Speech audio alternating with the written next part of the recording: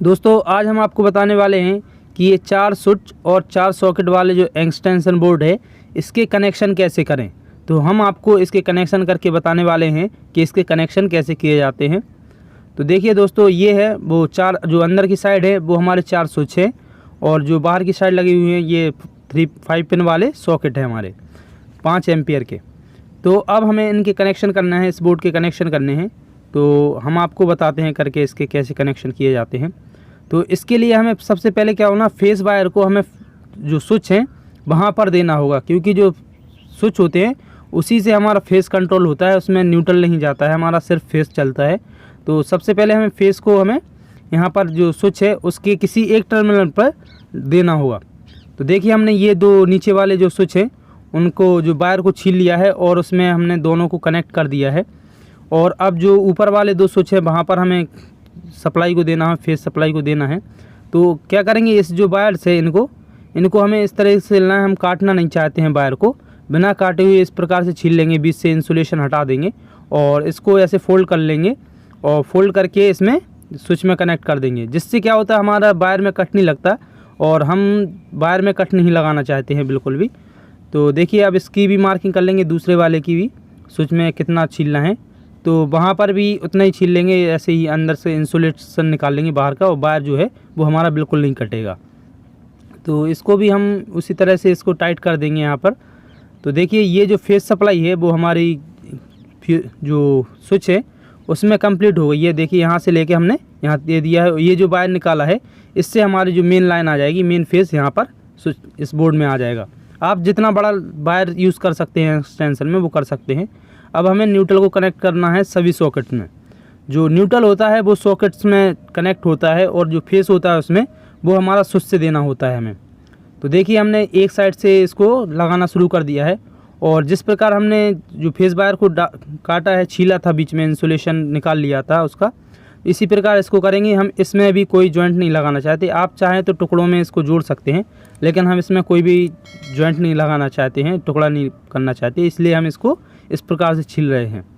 तो देखिए हमने इस प्रकार से इसको कनेक्ट कर दिया और इसी प्रकार हमें ये चारों सॉकेट में इसके कनेक्शन को देना होगा।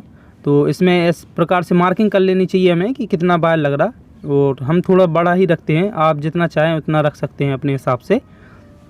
तो देखिए हमारा जो तीसरा सॉकेट है उसमें न्यूट्रल कनेक्ट हो रहा है। तो इसमें न्यूट्रल पॉइंट दिया होता है कि किस साइड हमें न्यूट्रल रखना चाहिए, और जो बोर्ड होता है उसमें हमेशा हम राइट साइड हमें फेस को देना चाहिए। जो उसमें मार्किंग की भी रहती है, जो सॉकेट है उसमें न्यूट्रल फेस की मार्किंग रहती है। तो कोशिश यही करना चाहिए कि राइट साइड जो है हमारा सॉकेट में राइट साइड फेस होना चाहिए, लाइव वायर राइट साइड होना चाहिए।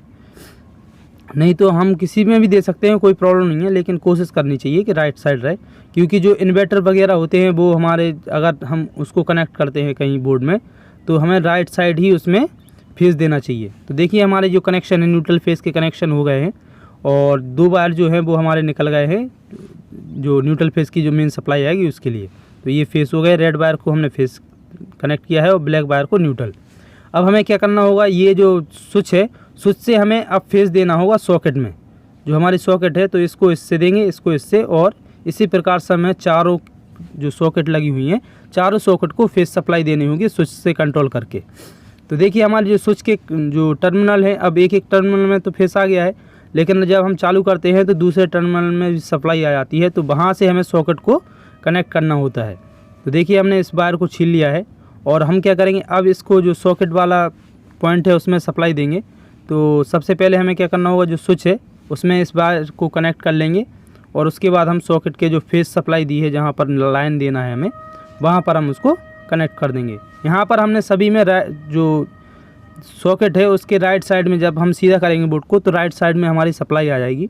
तो हमने सभी में राइट साइड में ही फेस दिया है और इसमें सॉकेट में मार्किंग भी है, इसीलिए हमने उस हिसाब से इसके कनेक्शन किए हैं। आप चाहे तो अलग अलग कर सकते हैं, कोई प्रॉब्लम नहीं होगी उससे, लेकिन जब इन्वर्टर वगैरह लगाते हैं उसमें प्रॉब्लम आती है। तो चलिए दूसरा सॉकेट है उसको भी कनेक्ट कर लेते हैं। तो हमें इसी प्रकार से इसके कनेक्शन करने पड़ते हैं।